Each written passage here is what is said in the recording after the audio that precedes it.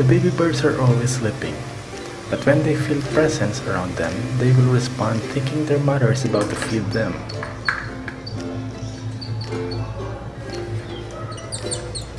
They seem very hungry.